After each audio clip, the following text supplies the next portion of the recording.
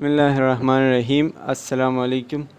आज हम पढ़ेंगे हेमाटोलॉजिकल डिसऑर्डर्स, जो कि AHN का चैप्टर है फ़ाइनल एग्ज़ाम के लिए 3rd सेमेस्टर, और ये डाउ की PPT है, तो हम ये डिस्कस करेंगे आज। सबसे पहले हेमाटोलॉजिकल डिसऑर्डर का सबसे पहले पता होना चाहिए। तो हेमाटोलॉजी का वर्ड हम इस्तेमाल करते हैं द स्टडी ऑफ ब्लड, ठीक है।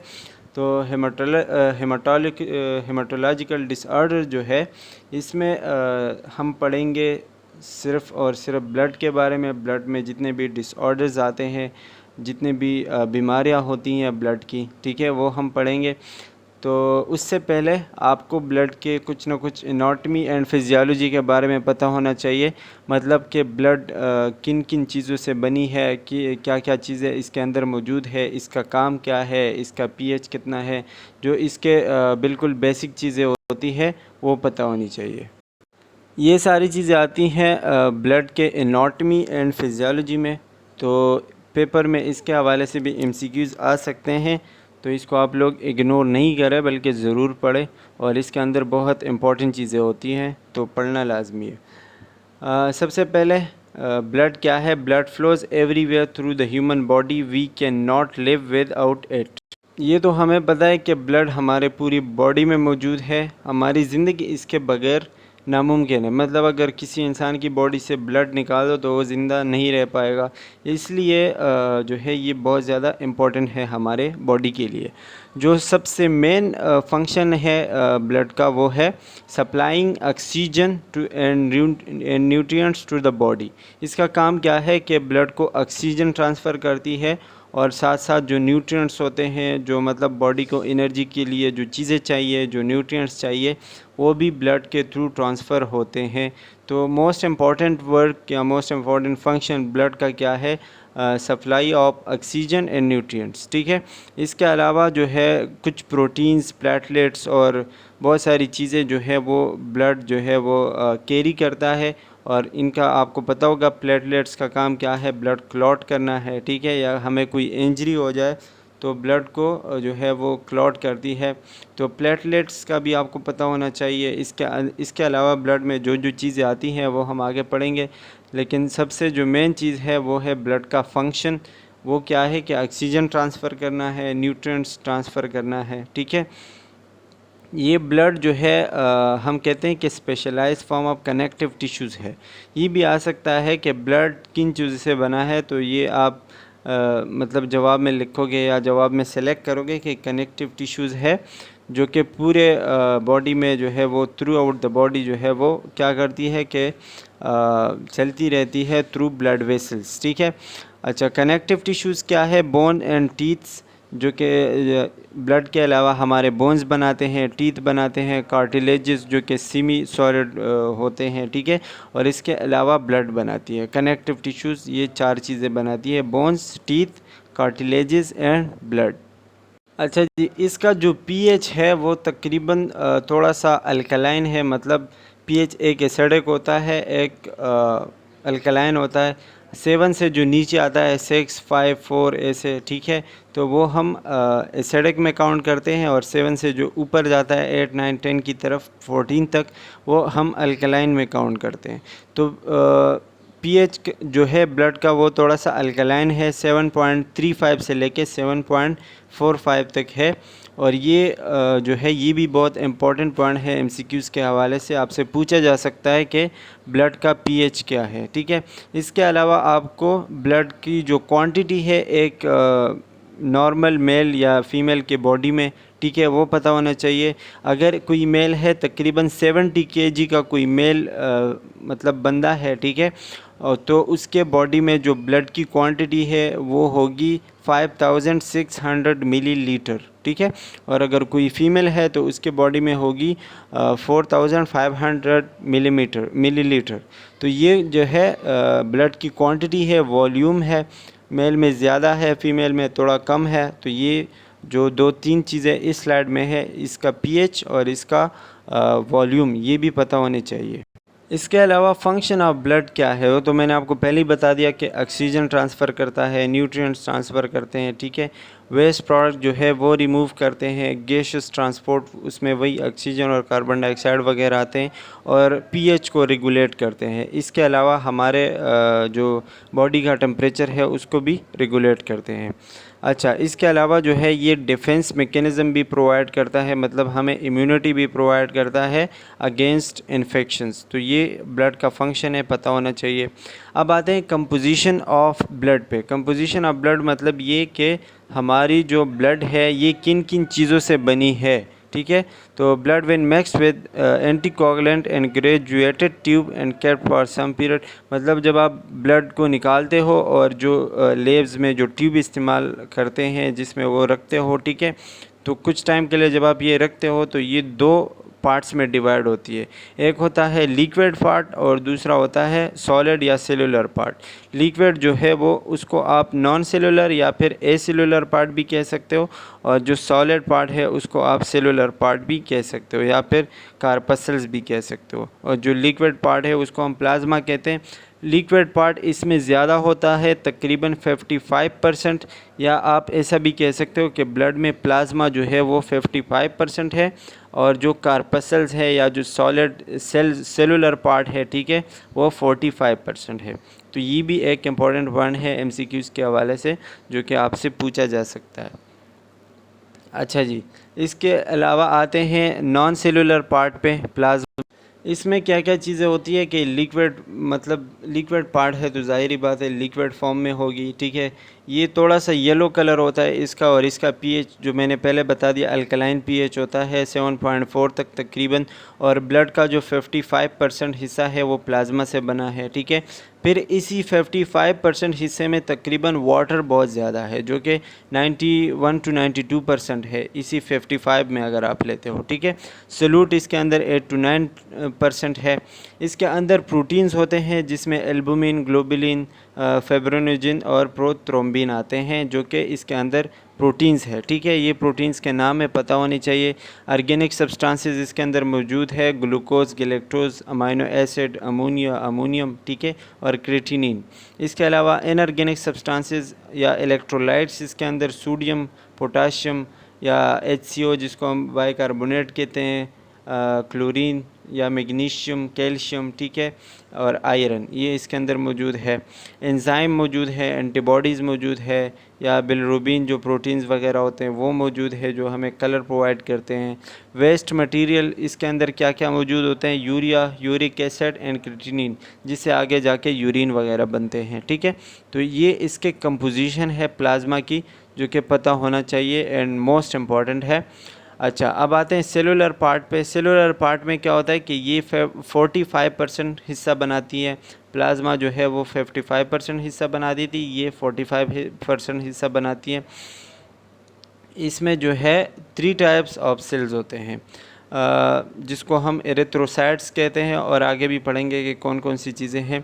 मेल में जो है सॉलिड पार्ट, या आप कह सकते हो कि रेड ब्लड सेल्स की तादाद कितनी होती है। रेड ब्लड सेल्स की तादाद मेल में कितनी होती है, 5 to 5.5 मिलियंस, मतलब इतने सेल्स होते हैं। फीमेल में 4.5 to 5 मिलियन पर सेल होते हैं, ठीक है, पर माइक्रो लीटर।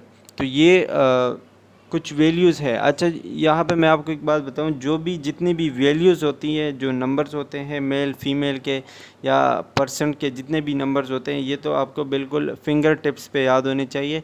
अगर ये याद नहीं होंगे तो शायद आपके MCQs मिस हो सकते हैं, तो इसको आपने बिल्कुल भी मतलब इग्नोर नहीं करना है। अच्छा जी, अब आते हैं कैरेक्टरिस्टिक्स ऑफ एरिथ्रोसाइट्स। कैरेक्टरिस्टिक्स हम कहते हैं खुसूसियात को, एरिथ्रोसाइट्स हम कहते हैं रेड ब्लड सेल्स को, ठीक है। तो ये भी पता होना चाहिए कि एरिथ्रोसाइट्स कौन से सेल है, रेड ब्लड सेल्स, ठीक है। अच्छा, ये एरिथ्रोसाइट्स कहाँ से बनते हैं, मोस्ट इम्पॉर्टेंट पॉइंट, एरिथ्रोसाइट्स जो हमारे रेड ब्लड सेल्स है कहाँ से बनते हैं, ये बनते हैं बोन मैरोस से, ठीक है। हमारे बोन के अंदर का जो हिस्सा है जिसको हम बोन मैरोस कहते हैं, वहाँ से हमारी ब्लड बनती है, एरिथ्रोसाइट्स बनते हैं।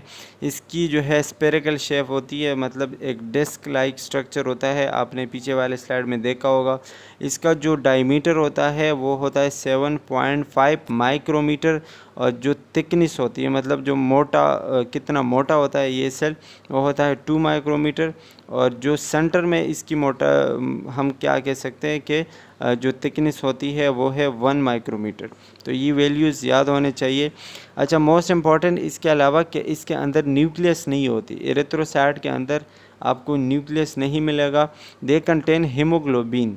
अच्छा, इसमें क्या होता है, हीमोग्लोबिन्स होते हैं, और हर एक रेड ब्लड सेल में तकरीबन 4 हीमोग्लोबिन्स होते हैं जो कि ऑक्सीजन ट्रांसफ़र करते हैं। अब यहाँ पे एक और बात आ गई कि हीमोग्लोबिन का काम क्या है, ऑक्सीजन ट्रांसफ़र करना, ठीक है। और हर रेड ब्लड सेल के अंदर तकरीबन 4 हीमोग्लोबिन मौजूद होते हैं। इसका लाइफ स्पेन 120 डेज़ होता है रेड ब्लड सेल्स का, मतलब 120 दिन के अंदर ये रिन्यू हो जाते हैं। जो पुराने सेल्स होते हैं वो ख़त्म हो जाते हैं और न्यू सेल जो है वो बन जाते हैं by the cells of reticulo endothelial system. Reticulo endothelial system कौन सा है, जिसको हम RES कहते हैं। ये वो सिस्टम है जो आपके पुराने सेल्स को ख़त्म करता है रेड ब्लड सेल्स के, और न्यू सेल्स प्रोड्यूस करता है। Decrease count below lower normal limited is called anaemia. अच्छा, यहाँ पे एक बात आ गई कि जब आपकी ब्लड की जो काउंट है, ठीक है, जैसे हमने कहा मेल में 5 से लेके 5.5 मिलियन तक है। अगर इससे कम हो जाता है, फ़र्ज़ करो 4 मिलियन पे आ जाता है, 3 मिलियन पे आ जाता है, ठीक है, तो इस सिचुएशन को आप एनीमिया कहते हैं। मतलब जब आपकी बॉडी में ब्लड की जो काउंट है वो कम हो जाए, ठीक है, इसको आप एनीमिया कहेंगे। और अगर काउंट ज़्यादा हो जाए, जैसे कि 5.5 से 6 पे चला गया, 7 पे चला गया, 8 पे चला गया, उसको आप पॉलीसाइथीमिया कहते हो। तो 2 टर्म्स आ गई यहाँ पे। एनीमिया, इसको हम कहते हैं लो काउंट ऑफ ब्लड, ठीक है, और पॉलीसाइथीमिया इज़ द अपर या अबव द नॉर्मल वैल्यू, ठीक है। जो ज़्यादा वो होता है, काउंट होता है रेड ब्लड सेल्स का, उसको हम पॉलीसाइथीमिया कहते हैं। अच्छा, फंक्शन भी वही है जो हमने पहले पढ़ा, रिस्पायरेशन है, वाटर एंड सॉल्ट एक्सचेंज करता है, न्यूट्रिएंट्स जो है वो ट्रांसफ़र करते हैं, और ऑक्सीजन ट्रांसफ़र करता है। अच्छा, अब आते हैं वाइट ब्लड सेल्स पे, जिसको हम ल्यूकोसाइट्स कहते हैं। ल्यूकोसाइट्स, ठीक है। रेड ब्लड सेल को हम एरिथ्रोसाइट कहते थे, वाइट ब्लड सेल्स को हम ल्यूकोसाइट्स कहते हैं, ठीक है। इसके कैरेक्टरिस्टिक्स क्या है, चूँकि ये भी ब्लड सेल्स है तो ये भी रेड बोन मैरो से प्रोड्यूस होते हैं, ठीक है। इसका शेप कैसा होता है, स्पेरिकल होता है, मतलब बिल्कुल स्ट्रेट टाइप होता है, ठीक है। They are bigger in size than red blood cells, they are nucleated cell. Red blood cell से साइज़ में थोड़े बड़े होते हैं और इसके अंदर न्यूक्लियस मौजूद होता है। रेड ब्लड सेल के अंदर मौजूद नहीं होता था न्यूक्लियस, वाइट ब्लड सेल्स के अंदर न्यूक्लियस मौजूद होगा। अच्छा, इसका कोई कलर नहीं होता, या फिर हम कह सकते हैं कि वाइट कलर होता है। ज़्यादातर हम इसको कलरलेस कहते हैं, ठीक है, क्योंकि इसके अंदर हीमोग्लोबिन नहीं होता। यहाँ पे कलर ना होने की वजह क्या आ गई, हीमोग्लोबिन। जो रेड ब्लड सेल्स होते हैं उनके अंदर हीमोग्लोबिन होता है, इसलिए उसका कलर जो है रेड होता है। लेकिन वाइट ब्लड सेल के अंदर हीमोग्लोबिन नहीं होता, इसलिए ये कलरलेस होते हैं, या फिर आप कह सकते हो कि इनका कलर जो है वाइट होता है। और इनकी जो नॉर्मल वैल्यू है वो कितनी है, 4000 से लेके 11000 माइक्रोलीटर, ठीक है। मतलब जो रेड ब्लड सेल की थी वो 5 मिलियन थी, और इनकी वैल्यू जो है वो 4000 से 11000 है। अच्छा, decrease count below lower normal limit is called leucopenia. वही बात आ गई, जहाँ पे भी, यहाँ पे मैं आपको एक बात बताऊँ, जहाँ पे भी पीनिया का लफ्ज़ आता है तो वो आपको लोअर काउंट बताएगा। जैसे कि एरिथ्रोपीनिया आएगा तो मतलब लोअर रेड ब्लड सेल्स, ठीक है। और इसी तरह लीकोपीनिया आया है तो मतलब नॉर्मल लेवल से आपको लो का रेशो बताता है कि जब वाइट ब्लड सेल का जो तादाद है वो कम हो जाता है नॉर्मल से, तो उसको हम लीकोपीनिया कहते हैं। और जब ज़्यादा हो जाता है उसको हम लीकोसाइटोसिस कहते हैं। लीकोसाइटोसिस और लीकोपीनिया मतलब जब कम हो जाता है तो लीकोपीनिया, जब अपर हो जाता है, ज़्यादा हो जाता है अपने नॉर्मल रेशो से, तो लीकोसाइटोसिस कहते हैं। अच्छा जी, वाइट ब्लड सेल को हम 2 ग्रुप्स में जो है वो क्लासिफाई करते हैं, 2 ग्रुप्स में तकसीम करते हैं, वो भी उसके मतलब अपीयरेंस के लिहाज से, उनके शक्ल के लिहाज से हम दो ग्रुप्स में डिवाइड करते हैं वाइट ब्लड सेल को, ठीक है। एक को हम कहते हैं ग्रेनुलोसाइट्स और दूसरे को हम कहते हैं एग्रेनुलोसाइट्स। ग्रेनुलोसाइट्स क्या होते हैं? ग्रेनुलोसाइट जो है ये ज़्यादातर हमारे डिफेंस मैकेनिज़्म में काम करते हैं और इनको हम फिर आगे डिवाइड करते हैं न्यूट्रोफिल्स में, इज़िनोफिल में और बेसोफिल में। ये आपको स्ट्रक्चर वाइज बताया गया है कि एक ग्रेनुलोसाइट में क्या आता है, लिम्फोसाइट्स और मोनोसाइट्स आते हैं। ग्रेनुलोसाइट्स में आपके पास आते हैं बेसोफिल, न्यूट्रोफिल और इज़िनोफिल। और परसेंट वाइज भी आपको बताया गया है कि इज़िनोफिल जो है वो 2 to 4% होते हैं, न्यूट्रोफिल 60 to 70% होते हैं, बेसोफिल 1 से 5% होते हैं, ठीक है। इसी तरह मोनोसाइट जो है वो 3 to 8% होते हैं और लिम्फोसाइट जो है वो 20 to 25% होते हैं। ये भी पता होना चाहिए कि कौन से सेल्स कितने तादाद में मौजूद है। अच्छा जी, इसके अलावा आते हैं न्यूट्रोफिल्स पे। न्यूट्रोफिल जो है वही मतलब ब्लड का हिस्सा है, तो रेड बोन मैरो से बनते हैं, ठीक है। इसके जो है पिंक कलर होता है जो आपको डायग्राम में नज़र आ रहा होगा, और ये तकरीबन नॉर्मल वैल्यू जो है इसकी 50 to 70% है, ठीक है। मतलब हमारे ब्लड में न्यूट्रोफिल्स कितने मौजूद है वाइट ब्लड सेल्स में? 50 to 70%। इसका काम क्या है? फेगोसाइटोसिस। फेगोसाइटोसिस का आपको पता होगा कि जो भी बाहर से कोई भी माइक्रो ऑर्गेनिज्म आता है, कोई भी फॉरेन सब्सटेंस आता है, ठीक है, उस चीज़ को इनगल्फ करने के लिए, ख़त्म करने के लिए न्यूट्रोफिल्स अपना काम करते हैं, उनको खा जाते हैं, ख़त्म कर देते हैं, ठीक है। इस प्रोसेस को हम क्या कहते हैं? फेगोसाइटोसिस। और ये होता है थ्रू माइक्रोब्स। मतलब माइक्रोब्स अगर बाहर से आते हैं, ठीक है, तो वो न्यूट्रोफिल के ज़रिए से ख़त्म कर दिए जाते हैं। They remove the waste material, cell debris. इसके अलावा क्या करते हैं? अगर कोई सेल है, सेल डेथ हो जाती है, ख़त्म हो जाता है किसी न किसी तरीके से, तो उनका जो कचरा रह जाता है, जो डिब्रिस होता है, वो भी न्यूट्रोफिल ही रिमूव करते हैं। अच्छा, दूसरा क्या है? इज़िनोफिल। इज़िनोफिल जो है ये भी बोन मैरो से बनता है, ये पर्पल कलर का होता है, थोड़े से न्यूट्रोफिल पिंक कलर के होते थे, इज़िनोफिल आपके पास पर्पल कलर का होता है, लाइट पिंक कलर भी आप कह सकते हो, साइटोप्लाज्म के अंदर मौजूद होते हैं। अच्छा, इसमें क्या होता है कि fever much larger and pinkish than neutrophil, मतलब उनसे थोड़ा सा बड़े होते हैं न्यूट्रोफिल से, ठीक है, और उनसे कलर भी थोड़ा ज़्यादा पिंक होता है, और इसकी वैल्यू जो है 2 to 4% है। वैल्यू याद होनी चाहिए, ये मोस्ट इम्पॉर्टेंट है। अच्छा, ये क्या होता है कि एलर्जिक रिएक्शंस प्रोड्यूस करते हैं, ठीक है, मतलब जब हमें कोई एलर्जी होती है तो उस सिचुएशन में ये सेल्स एक्टिवेट हो जाते हैं। अच्छा, eosinophil are believe to protect the body against foreign material. वही बात है कि जब भी कोई बाहर से कोई फॉरेन मटेरियल आता है, ठीक है, तो उस चीज़ से हमें बचाने के लिए ये अपना काम करते हैं। जैसे कि मैंने बताया, एलर्जी में अपना काम करते हैं, एलर्जी को ख़त्म करने में अपना काम करते हैं। दूसरा है बेसोफिल्स। बेसोफिल ये भी वही बात है कि रेड बोन मैरो से बनते हैं, इनके अंदर न्यूक्लियस होता है, ठीक है, और ब्लू कलर होता है इनका, आपको नज़र आ रहा होगा डायग्राम में, ठीक है। Much fever larger and basophilic than eosinophilic. अच्छा, ये इज़िनोफिलिक से भी थोड़ा जो है वो बड़े होते हैं, और इनकी जो वैल्यू है वो 0 to 1% है, और ये भी एलर्जिक रिएक्शन जो है वो प्रोड्यूस करते हैं, उनमें अपना काम करते हैं। अच्छा जी, अब आते हैं एग्रेनुलोसाइट्स पे। एग्रेनुलोसाइट्स में आपके पास आते हैं दो किस्म के सेल्स, एक होता है मोनोसाइट्स, एक होता है लिम्फोसाइट्स। अच्छा, सबसे पहले तो आपको एग्रेनुलोसाइट पता होना चाहिए। एग्रेनुलोसाइट जो है, जैसे कि मैंने पहले ही बता दिया था, वाइट ब्लड सेल्स का हिस्सा है, और ये तकरीबन 25 to 50% वाइट ब्लड सेल्स बनाते हैं, ठीक है। फिर इनको हम दो ग्रुप्स में क्लासिफाई या डिवाइड करते हैं, जिसको मोनोसाइट्स और लिम्फोसाइट्स कहते हैं, ठीक है। आते हैं मोनोसाइट्स पे। मोनोसाइट्स क्या है? वही बात है कि जितने भी ये चीज़ें होंगी, जितने भी ब्लड के हिस्से होंगे या टाइप्स होंगे, रेड बोन मैरो से बनते हैं, ठीक है, साइटोप्लाज्म के अंदर मौजूद होते हैं, और एक ग्रेनुलर होते हैं, मतलब ये ग्रेन्यूल्स नहीं होते, जिसको हम क्या कह सकते हैं, धागे वगैरह कह सकते हैं, ठीक है। बेसोफिलिक होते हैं, मतलब ब्लू कलर होते हैं। न्यूक्लियस किडनी शेप, किडनी की तरह इनका शेप होता है, न्यूक्लियस इनके अंदर मौजूद होता है, ठीक है। और एसेंट्रिकली रिप्लेस्ड, मतलब सेंटर में नहीं होता, बिल्कुल सेंटर से थोड़ा साइड पे होते हैं ये, इनका जो न्यूक्लियस होता है। और इनकी जो नॉर्मल वैल्यू है वो है 4 to 8%।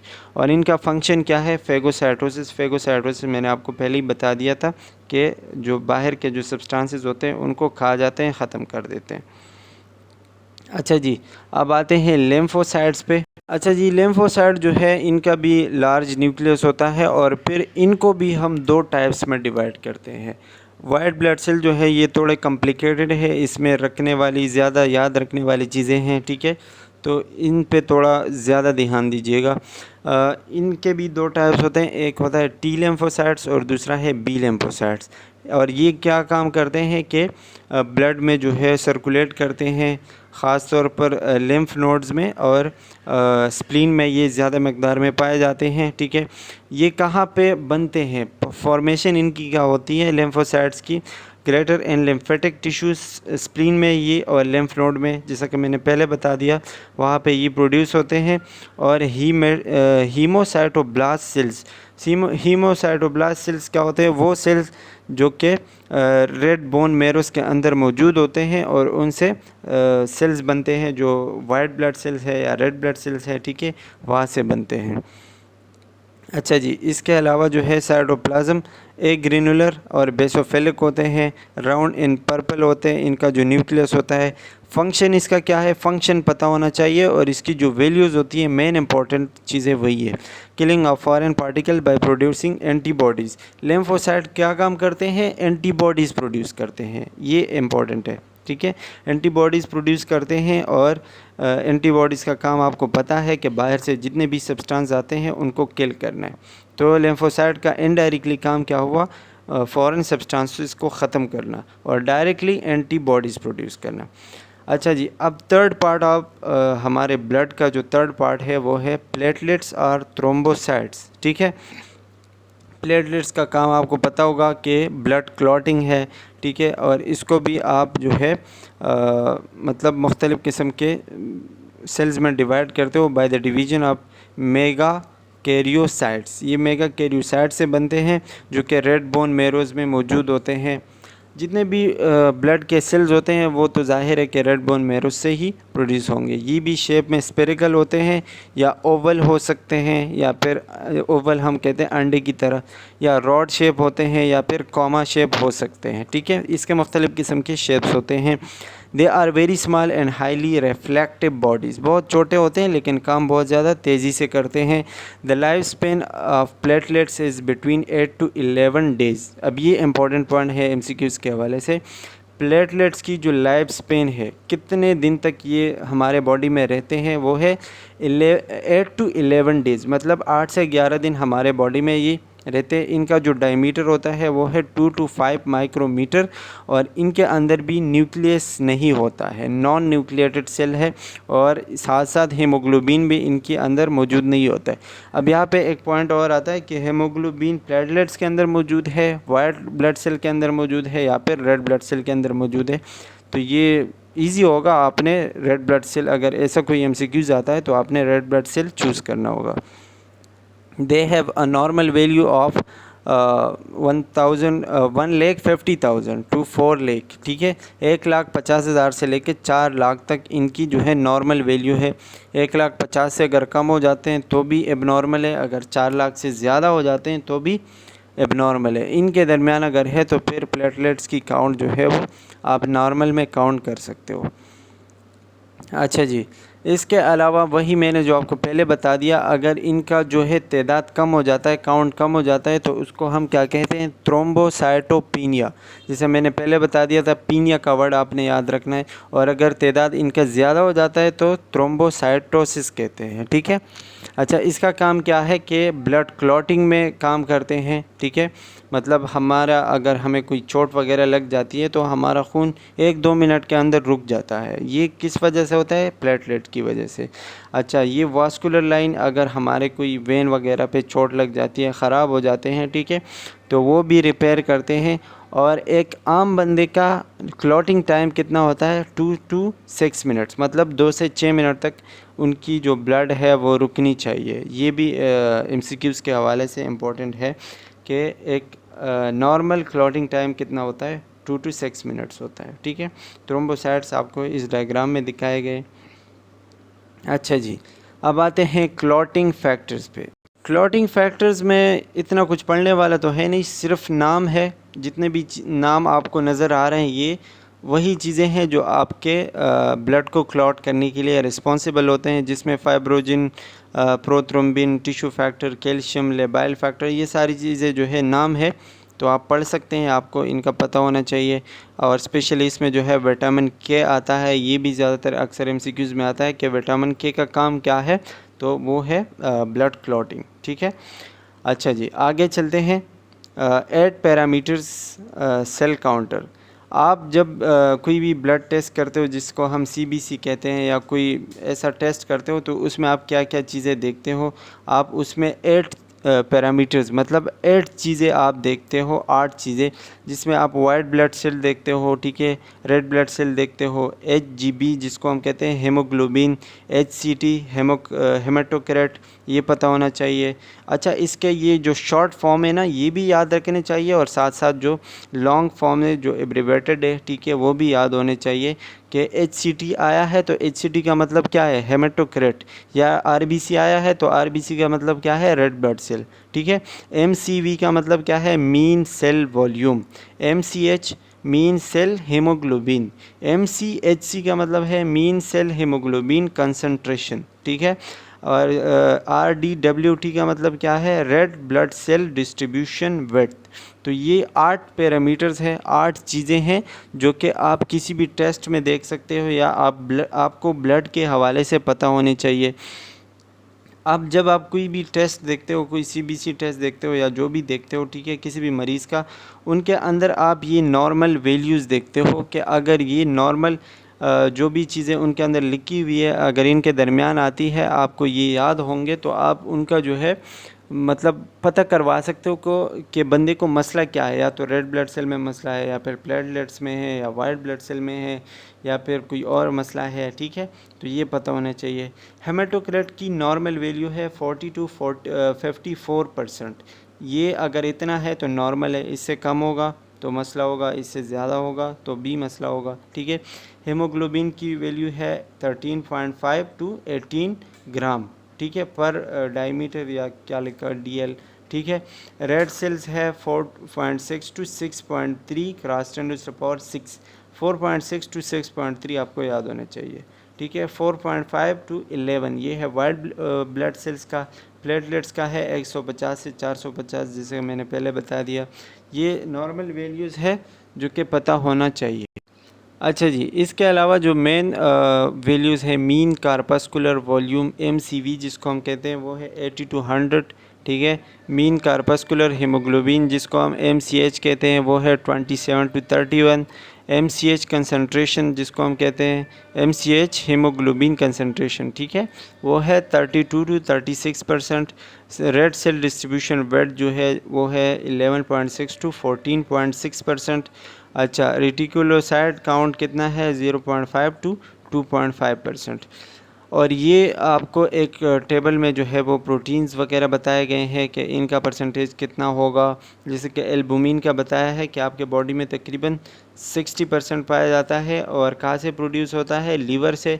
और इसका काम क्या है? Help maintain colloid osmotic pressure. आपके जो कोलॉइड ऑस्मोटिक प्रेशर है, जो पानी का प्रेशर होता है, ये भी हम पैथोफिजियोलॉजी में पढ़ेंगे, ठीक है। उसको मेंटेन करता है। ग्लोबुलिन अल्फ़ा ग्लोबुलिन, ये आपको बताया गया है कि लीवर से प्रोड्यूस होता है, 36% होता है। Transfer lipids, fat soluble vitamins, ये आपको काम बताए गए हैं, तो ये आप देख सकते हैं। खैर, इसमें जो मोस्ट इम्पॉर्टेंट है वो है फाइब्रिनोजिन। फाइब्रिनोजिन का काम क्या है कि ये आपका ब्लड कोगुलेशन करता है, मतलब ब्लड को रेगुलेट करता है, ठीक है। और ये 4% मौजूद होता है, और इसका भी जो ओरिजिन है, मतलब जहाँ से प्रोड्यूस होता है वो है लीवर, ठीक है। तो लीवर भी हमारे ब्लड के साथ कनेक्टेड रहता है और स्पेशली ब्लड को जो है वो साफ़ करता रहता है। तो ये था हमारा anatomy and physiology of the blood. इंशाल्लाह दूसरे पार्ट में हम जो इसके ब्लड के जो है जो एबनॉर्मेलिटीज़ है, जो डिसऑर्डर्स है वो पढ़ेंगे। अगर इसमें पढ़ेंगे तो वीडियो बहुत ज़्यादा लंबी हो जाएगी। So that's all and thank you for watching.